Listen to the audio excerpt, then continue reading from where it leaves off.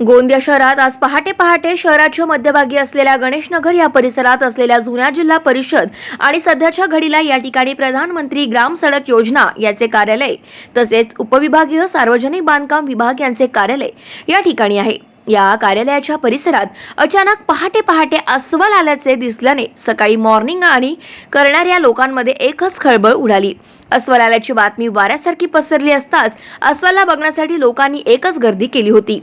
याची माहिती पोलीस आणि वन विभागाला मिळताच पोलीस आणि वन विभागांनी घटनास्थळी दाखल झाले आणि नागरिकांना त्या परिसरातून दूर ठेवण्यात आले। अस्वलला रेस्क्यू करण्यासाठी वन विभागाची नवेगाव नागझिरा येथील रेस्क्यू टीमने पावसात बंदुकीच्या सहाय्याने अस्वलाला बेशुद्ध करत अखेर 5 तासानंतर त्या अस्वलाला रेस्क्यू करून पिंजऱ्यामध्ये कैद करून वैद्यकीय तपासणीसाठी नेण्यात आले आणि वैद्यकीय तपास पूर्ण झाल्यावर त्या अस्वलला पुन्हा जंगलात सोडण्यात येणार।